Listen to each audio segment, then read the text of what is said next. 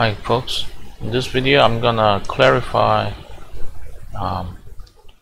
some things about the JavaScript prototype object and the prototype chaining, because I had some misunderstanding about how the prototype chain works, and I came across this article and it's really nice. It helped me to clarify many things. So let's start. So here, this diagram is saying, let's start with a constructor function called person.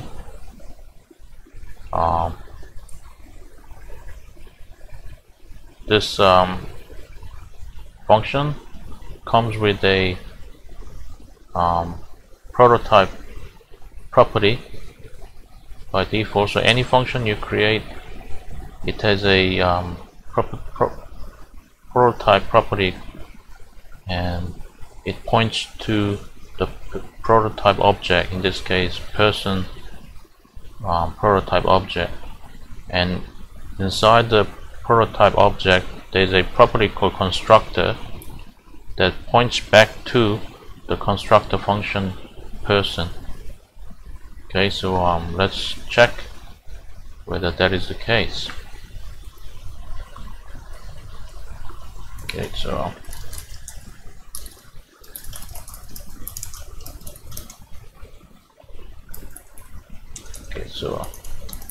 we got a constructor function called person, and I said that person function should come with a prototype property that points to the prototype object of person. So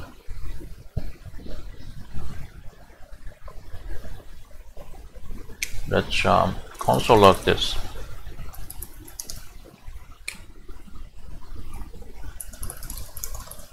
Will that work? Let's try.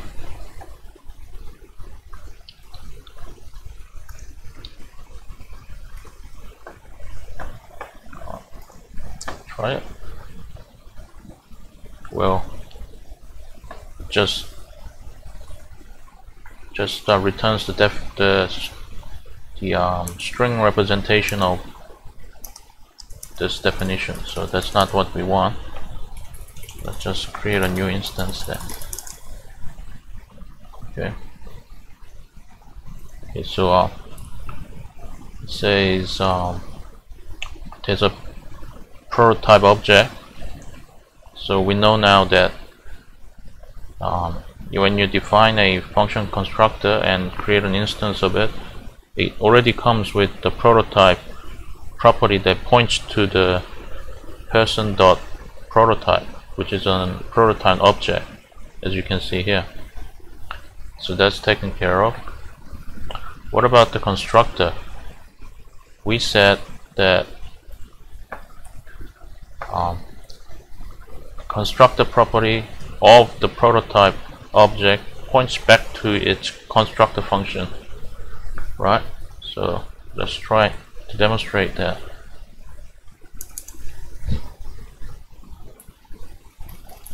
Okay, so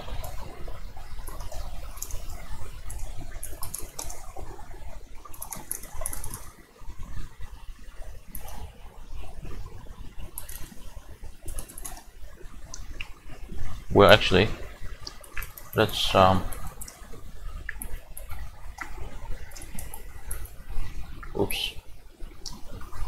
let's investigate the prototype, the person instance again. Inside the prototype object, the prototype object has a constructor property that points back to the person constructor function, right? That's what it says in this diagram. Person prototype object has a constructor property, like here, that points back to its person constructor function. we can confirm that by doing this.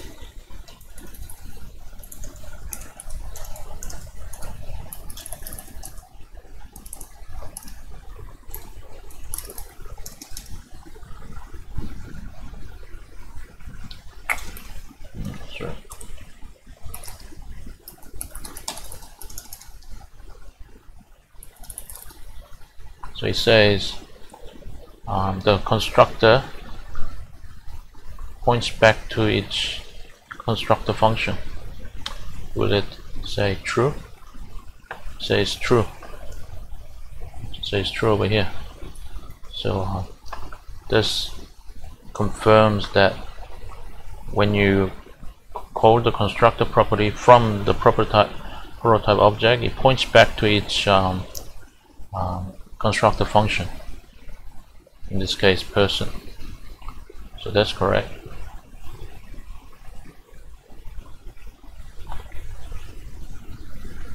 Okay.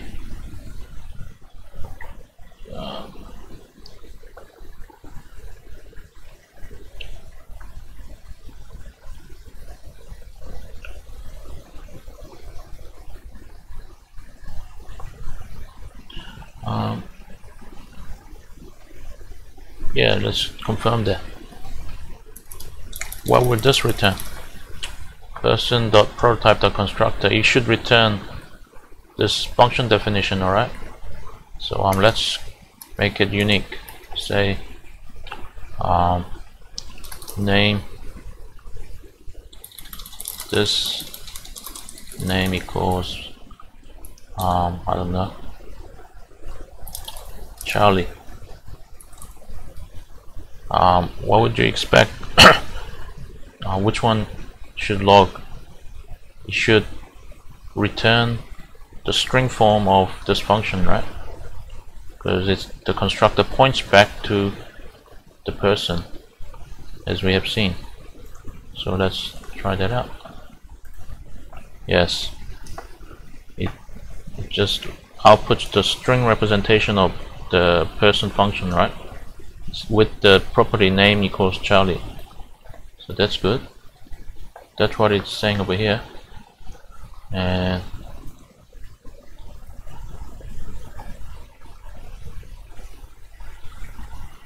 we have already seen person.prototype.constructor points to the person itself because of the blue line.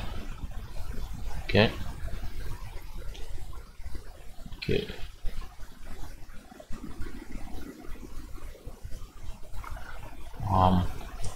This is a bit convoluted, but if you go to the constructor and read the prototype of the constructor, it goes back to the person.prototype, right? Because constructor is the person and so on. So that's right. Okay. So this is an example code for demonstrating the prototype, the methods inherited by the prototype. So let's just copy this code.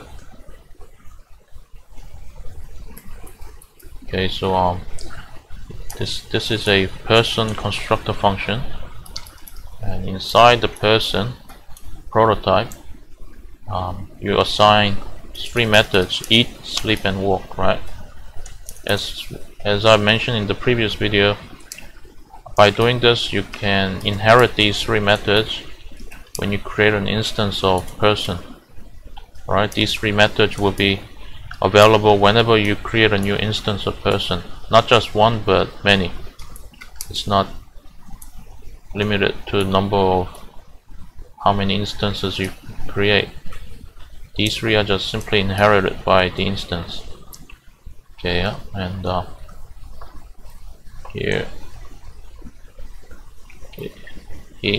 here you created a new instance called Bob, then you console log it and inspect it, right? So let's do that.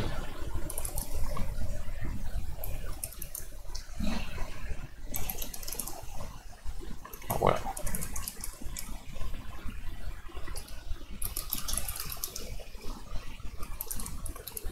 let's say Bob is a Bob is 23 years old. Okay, and then console log it.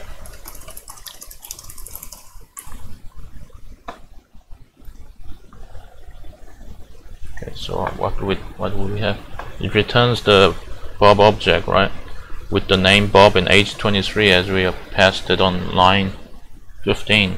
Okay, well, this is really interesting and very clear as well.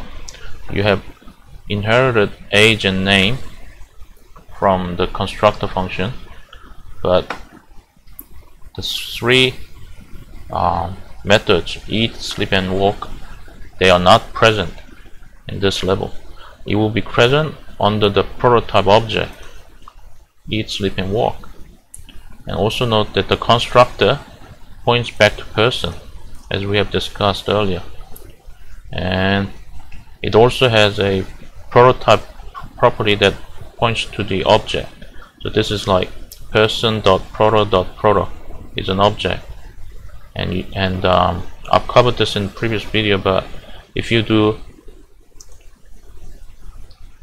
well, if you inspect this level of prototype chain, it doesn't have any more prototype available. So if you go one step further, it will equal to null.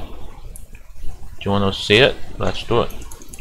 So the Bob has its own, well, okay, not person has its own prototype, and prototype of that is an object. Okay, let's try. Yep, it's an object because it gives you all the methods inherited from the object of prototype. It has methods like toString or value of, right?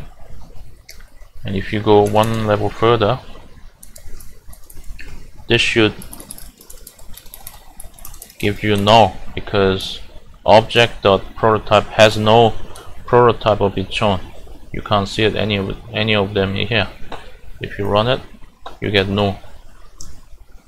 Okay, that's what it says. Okay, so let's have a look at this diagram. Alright, so you got a person constructor function which comes with the prototype property,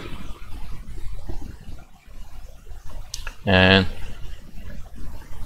the instance of person inherits its property like name and age, and it also has a prototype property that points to the same person prototype object, which has a constructor property that points back to its constructor function, and also it shares the three methods defined inside the prototype object with all instances of person. So yeah, that's what it is. Note that the constructor property points back to the constructor function, not an instance of it, but the function itself, right? The blue arrow doesn't go down here, it goes up here, right? Okay, alright.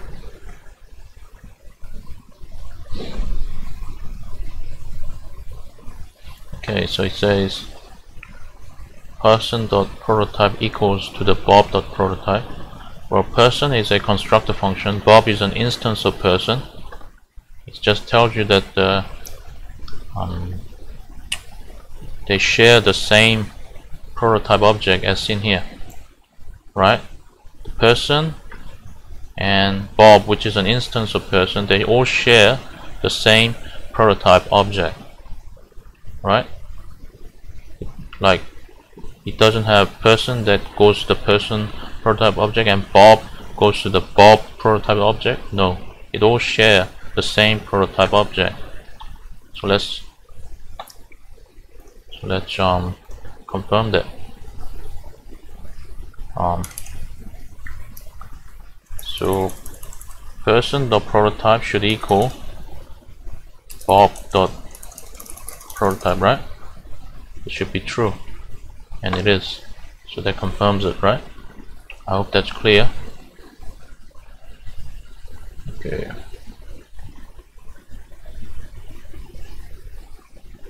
Yeah, here you have created another instance of person called Alex, so let's do that. So let Alex be person Alex, maybe he's 25 years old, and then let's see if Bob.proto equals to Alex.proto. Do they share the same prototype object? Let's check. Okay. Yes, they do. So it's true here. Right. So this is what happens here. Both instances of person, Bob and Alex, they all share the same person prototype object. So that's why prototype object of Bob is equal to the prototype object of Alex. So that's what it is. This orange arrow and the red arrow all points to the same person prototype object, and inside the prototype object it has all the inherited methods defined inside the prototype object that is shared among all instances of person, and also it has a constructor property, as I mentioned, that points back to the constructor function. Right. Now we'll cover prototype chain. Okay, let's see. Here it created a new empty object called Apple, and then you converted it into a string form and alerted it.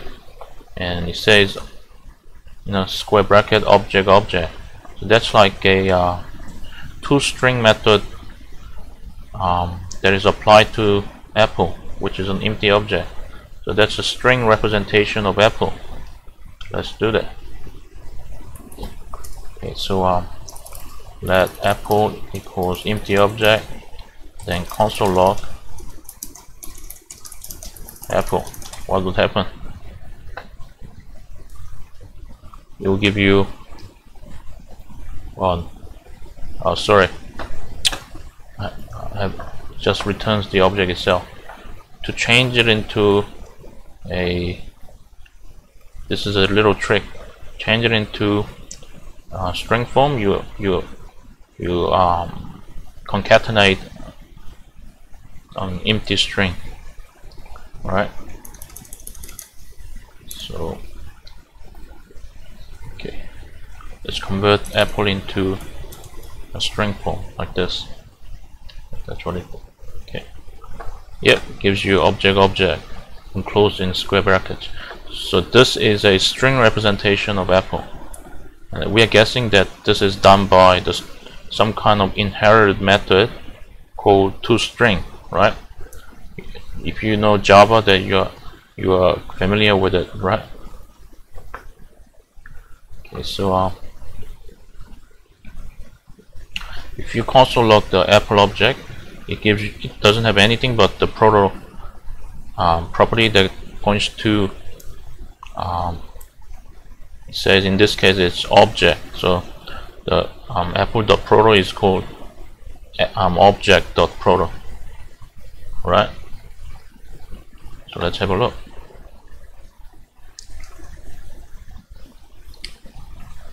Okay, so let's do this, run. Let's have a look at its content. It got a link to the apple.proto, which is object.proto. So it inherits from object.proto object. There's a constructor that points back to the object. So we now know that it is indeed object.proto object, and it has some of the built-in methods that all objects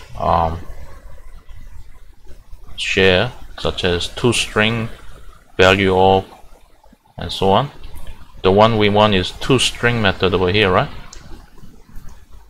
Okay, so we know that when you console log Apple, it looks for this toString method up the prototype chain. It finds it in object.proto, and it uses the toString method of object.proto. So it basically, to convert this to a string form, it uses a toString method of the object. Alright, well, object.proto to be precise. Okay, so that's what's happening.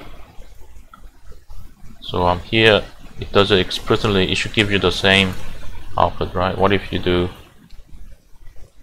apple dot toString? Okay, gives you the same text, right? So we know that it is using the toString method inherited from object.proto, right? What if we do, which will be more explicit? Okay, this is being more explicit. It should give you the same output. It does. So it all makes sense, right?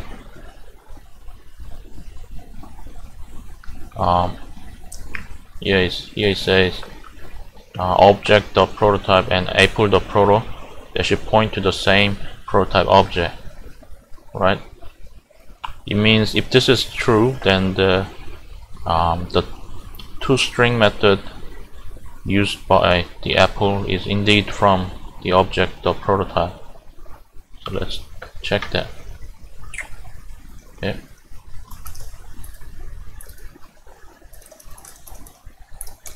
Okay, so apple dot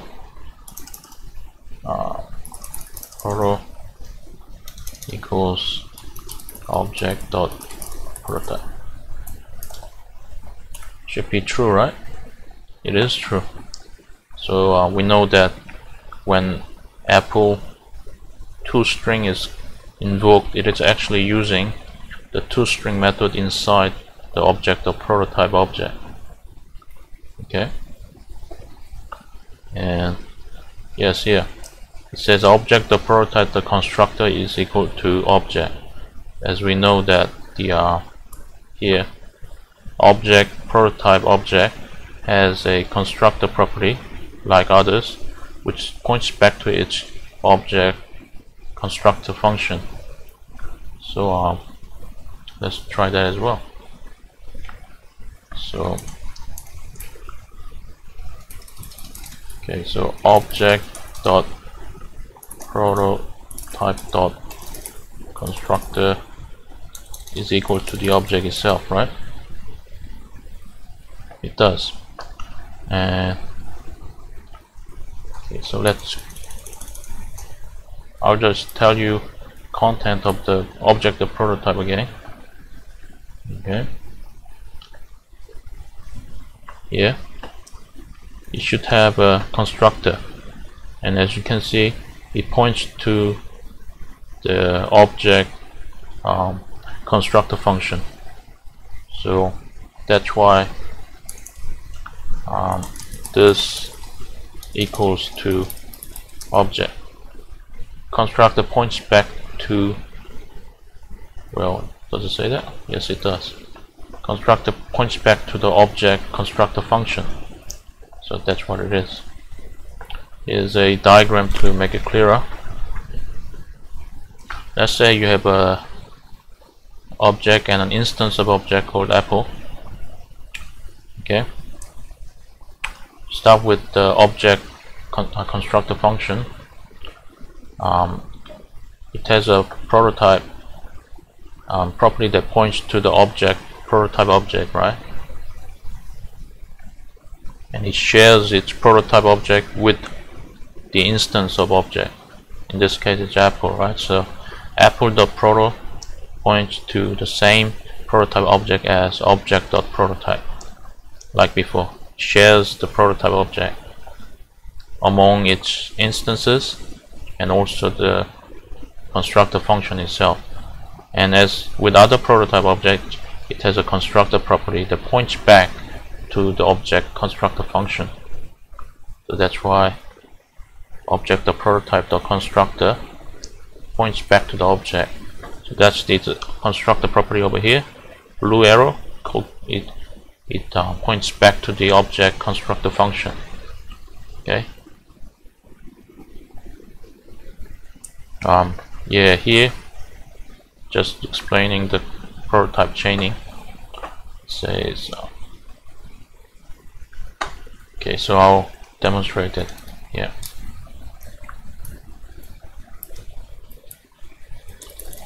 Okay. What if I just do object over here? Will it work? Just generic object, or it doesn't do anything? Okay. Okay, object prototype. Okay, so well, object prototype has no prototype object of its own. So what do you think will happen if you do object.prototype.proto?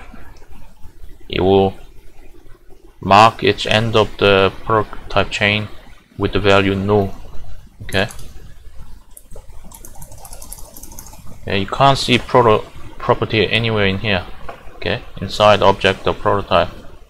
So if you run this, it gives you null. I'll give you another example. Okay.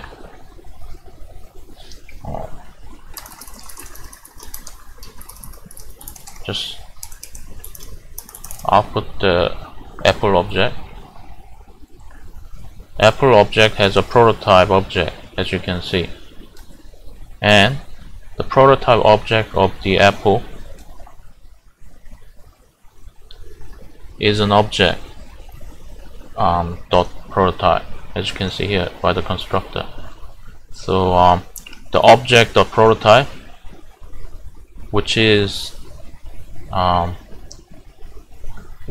like apple.prototype, has no prototype of its own, right? So apple.proto.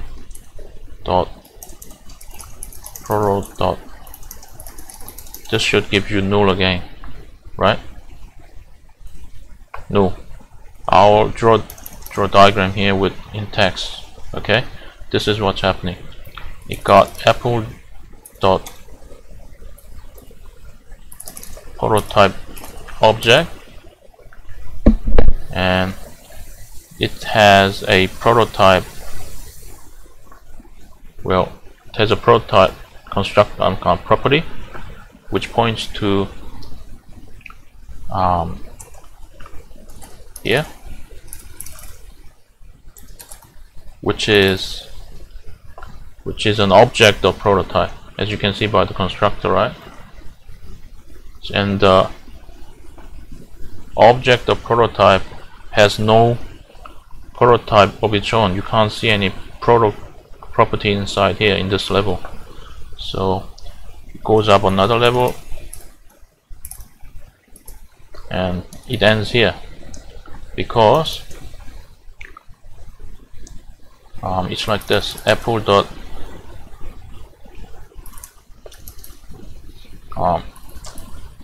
prototype has a prototype of its own, which is object dot prototype, and the object prototype has no prototype of its own, so it gives you null, which marks the end of the prototype chain. Okay, so that's what's happening here. So I'll rerun it so you understand it. So here apple.proto will give you null, right? Because well no, apple.proto is a prototype object of the apple. Apple.proto is a object.prototype object, and the object, the prototype, has no prototype of its own, so it gives you null. So this would give you null, right? Okay. Well,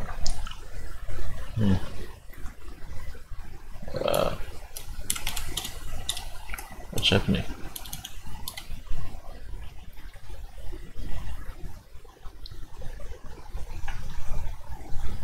Okay. Apple dot.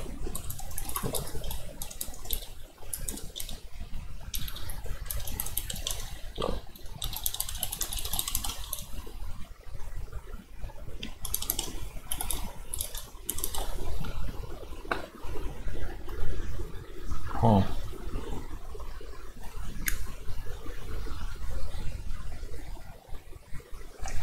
Well, let's try again. So Apple Proto has a prototype, which is object.proto. What was this? Oh, this gives you no. Okay. Let's see it. Well,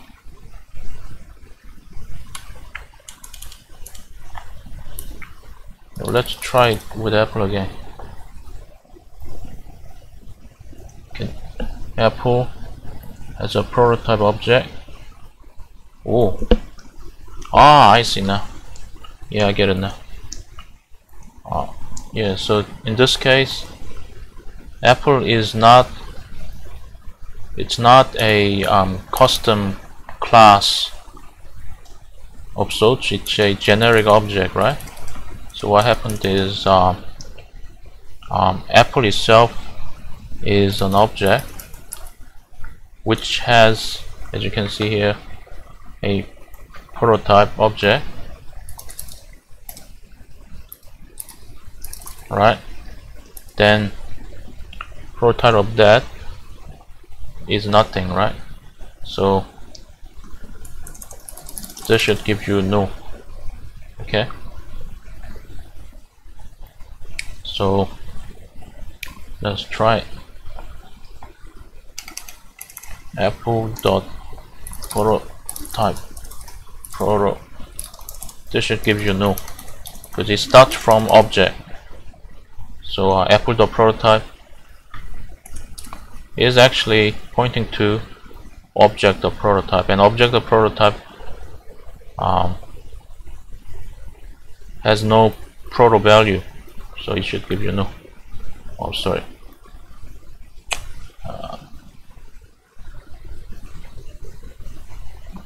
What? Oh, sorry, I made a mistake here. Okay, so try again. This should give you null. It gives you null, right? So since it took a little longer, I'll just clarify it so it makes sense. Apple is a generic object which has, by definition, comes with its own prototype property that links to its prototype object, like this, object.prototype. And object.prototype has no prototype object of its own, so this links to null.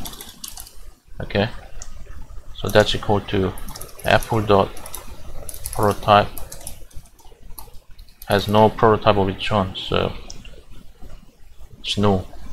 So let's confirm this by doing this. Okay, let's say object.prototype equals apple.prototype.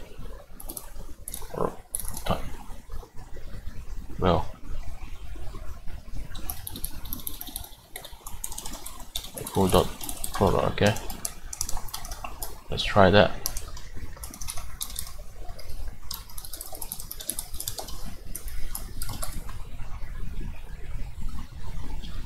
Should give you a true. It does. Okay, so that's what it is. Okay, so let's have a look at this. Okay, so let's start with Bob and person. Okay,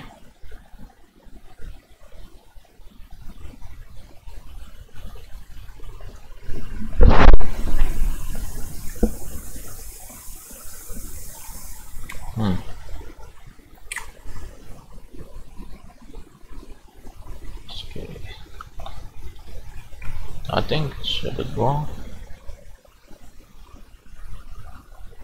Yeah, it's wrong. This shouldn't be instance of object, it should be instance of person.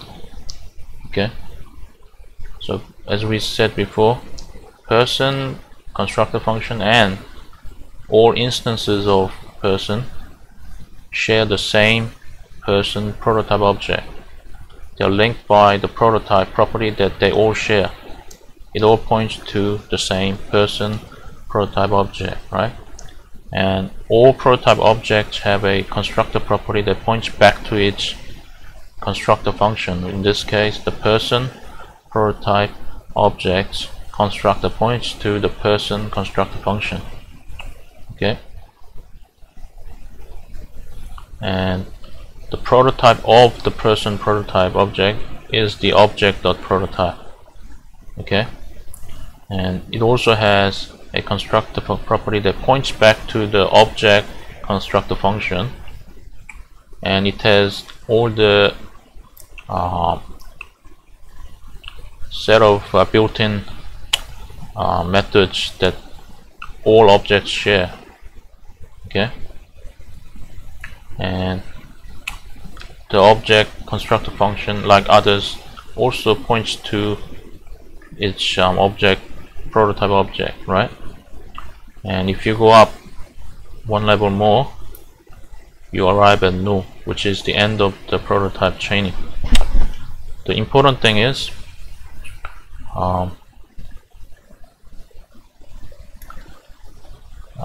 it says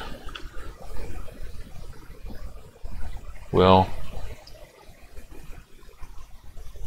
something's wrong here, but anyway, if say you have a toString method defined in the person prototype object, as you can see, object also has the toString method defined, right, in its prototype. So if you call the toString method within Bob, it will find it in person prototype and it will skip the toString method of the object prototype. So in effect, it will use the toString method of the person prototype and not the object one. Okay.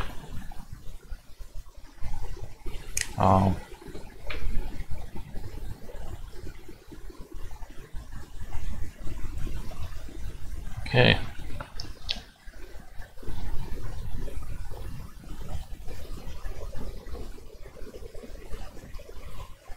This time it's an array. We deal with an object, now we're dealing with an array, right? So let's do it.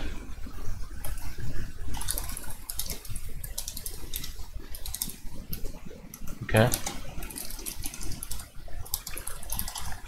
Okay, they have console log the array, right?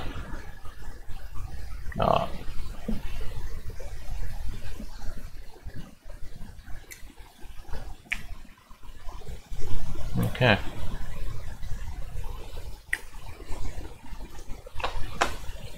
Let's try it. Okay, it's a array with the length property in it also has a prototype object, and the prototype object also has a prototype object which is an object. Okay, so it's going from, okay, yeah, you can see the constructor is an array, right? That tells you this is going on. Array dot prototype going up one level to object dot prototype, and then it hits no. Okay, that's what's happening here. Okay. Okay.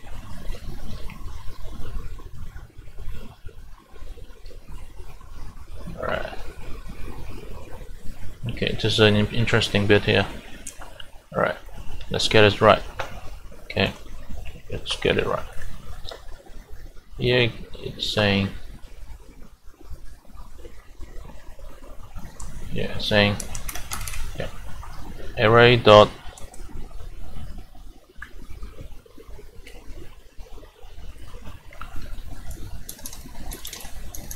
array dot arrow dot arrow. What would this give? Array dot proto is the array dot proto is the it's array dot prototype, right? This bit. And if you go up one more level, it would be object dot prototype, I guess. So let's try that. Well, will that be it? Yeah, it's an object. Okay. Alright, the constructor points to the object.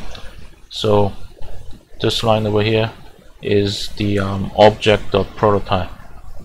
Okay, and the object prototype has no prototype property, so it doesn't have its own prototype object. So as I said before, if you call proto again, this should give you no, and it does. Okay. Okay. This is a peculiar one. Let's go through it line by line. The num array is an instance of the array constructor function, right? It's like we defined it over here in line 1, but with a different name. Okay. So num array dot proto is the same as array dot prototype. Okay. How do we know it? We know it by doing this. Let's say we call it prototype.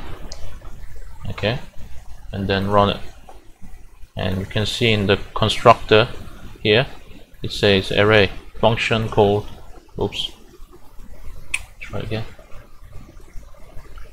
Okay. Constructor says a function called array, so it points back to this. So the array dot prototype is same as this. Okay, and what if we try this? Okay,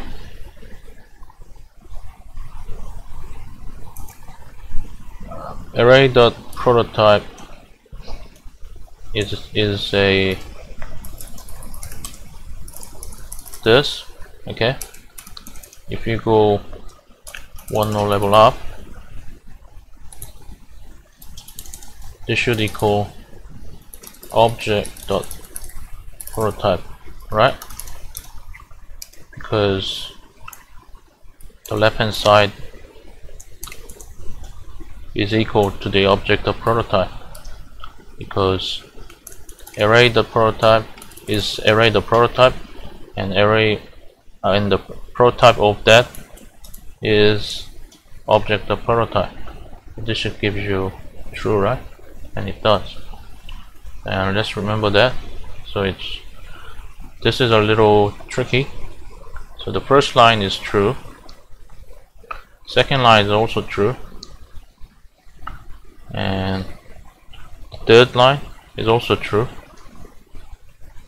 Well, array the prototypes, prototype is object, so line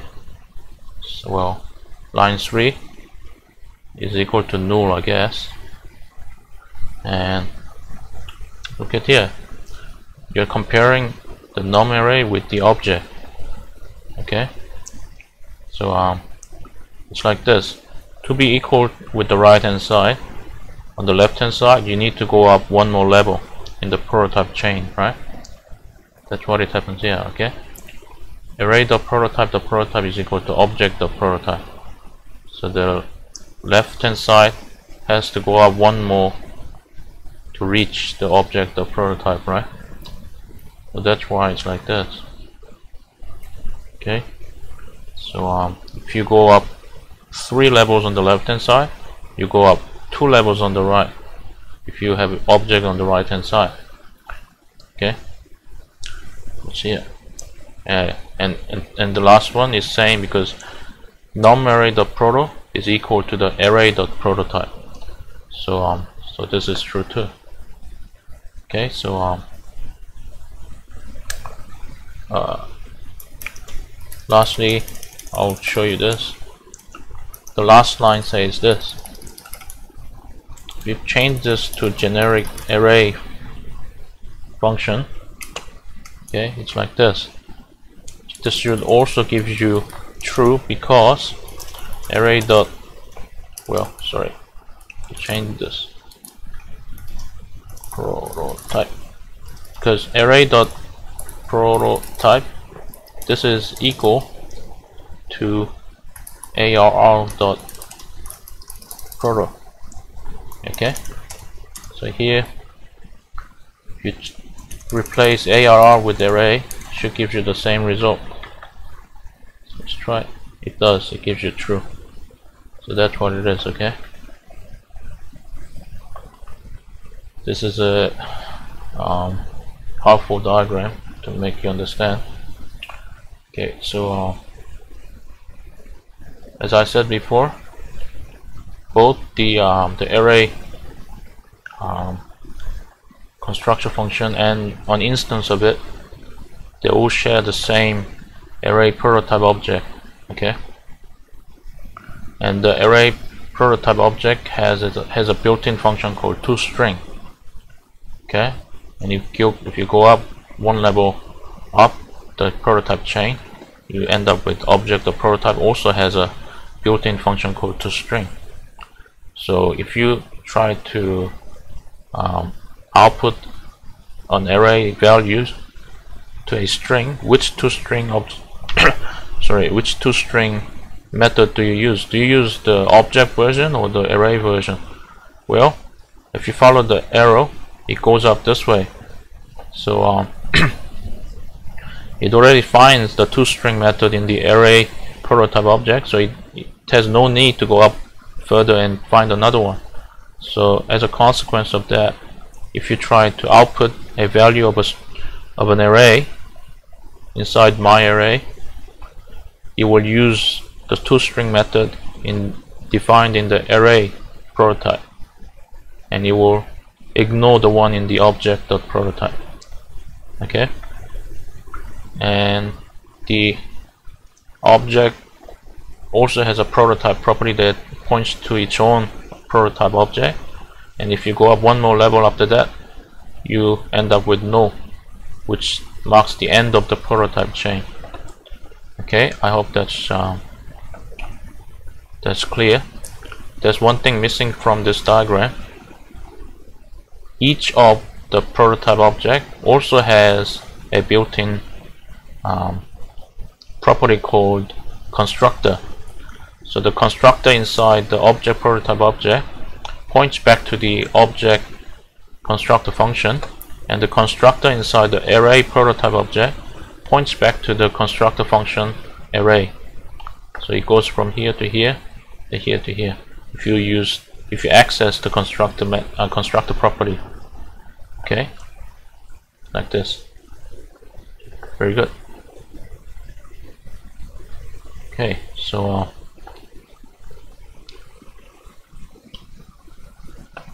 let's have a look at this diagram. I think we've done alright. We've covered all the major bits. So let's finish with this finale with this huge diagram. Okay, so let's just start with an object. You got an object constructor function, and also the generic array function and a function and number function. So what they are like the wrapper function. Okay, it wraps these primitive values like array function itself or number. Okay, so these boxes are the wrapper functions. Okay, so and this blue ones represent the definition for these primitive values. Okay, so you got a array defined explicitly here.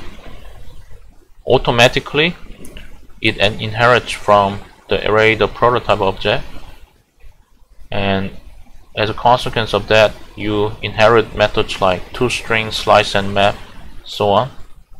And this is a definition of a function.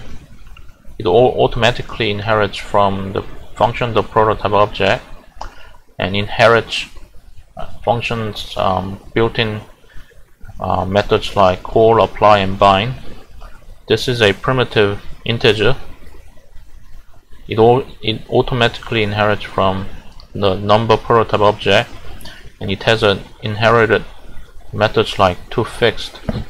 Okay, and in each of these prototype objects it also has a constructor that refers back to the constructor function itself. Okay, so the constructor of the array prototype object points back to the array constructor function. Inside the function prototype object it points back to the function constructor function. In the number prototype object it points back to the number constructor function. Okay, and all three inherits from the object prototype object. Okay, and from it inherits the built-in methods like toString, and as with others it also has a constructor that points back to the constructor object. Okay, and from object the prototype, if you go up one more level you end up with no. Okay, so you can travel from the bottom to top ending with no at the top. Okay,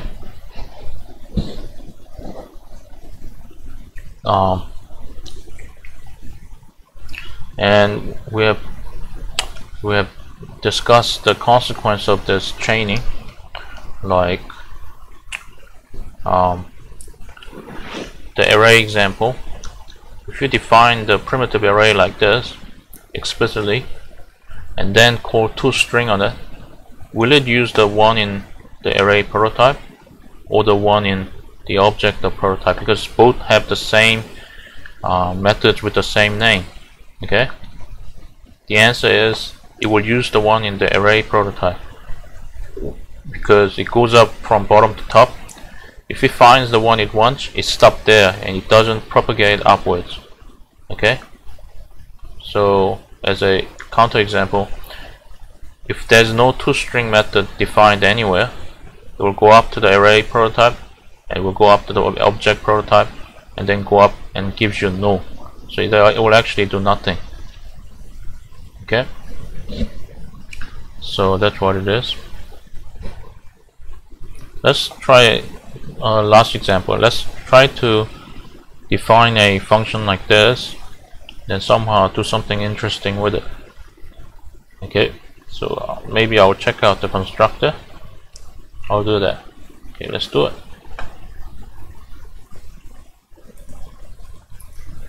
Okay, so So I got function called f. Okay, and then maybe I'll console log f. Yep. Ooh, I need to access its prototype. Okay, so it's a function, so okay. Yep. So as you can see here, its constructor is a function called f. So we now know that, well, it's pointing back to f, and the prototype is an object. Okay, and it points back to the object. Okay, it has all the inherent built-in functions like toString, value of. Okay, and it doesn't have product of its own, so it's null after this. Okay, so let's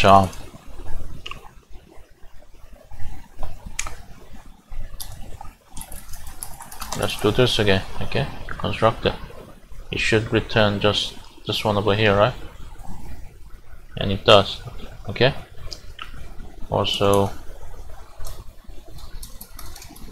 if you go up one more level and call constructor there, what would you expect? Okay, so from f.prototype,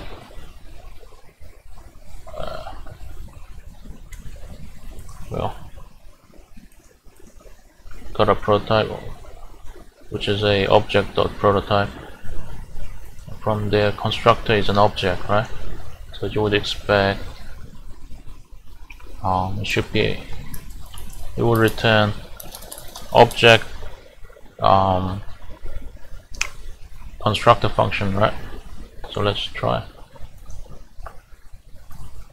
Yeah, it's an object. Okay,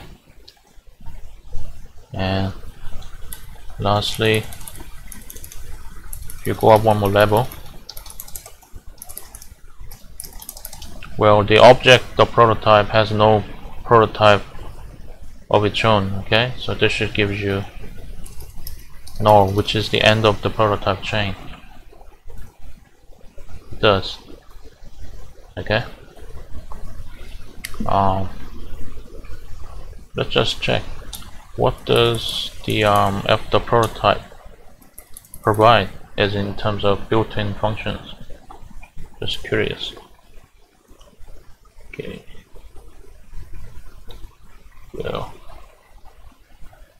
f.prototype don't really do much, just has a constructor and a product, but it inherits some methods from the object of prototype, like toString. So let me just try this. Okay, so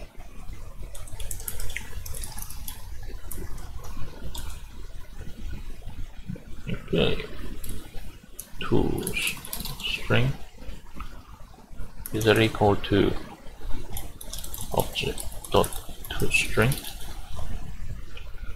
Should it be true? Oh, it's not.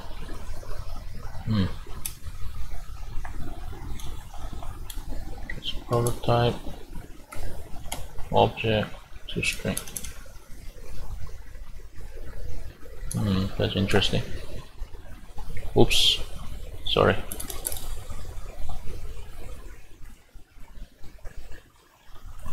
Let's try again. Okay, so object.prototype as toString. Will this be true? What it's checking is function f instances of function f inherit the toString method from object prototype. True. Okay. So in theory, you can do toString on function like this because it inherits from object.prototype. So let's try that.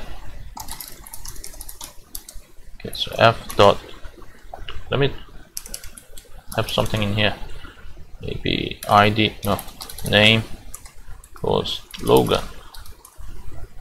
Okay, so f dot toString, this should work. Okay, so out here, above works even though f has no toString method of its own, but instead inherits from object.prototype. Okay, let's see what it puts out in the console. Yeah, it just outputs the string version of function f. Okay, so I think I covered everything, and it's certainly been very interesting. Thank you very much, and see you next time.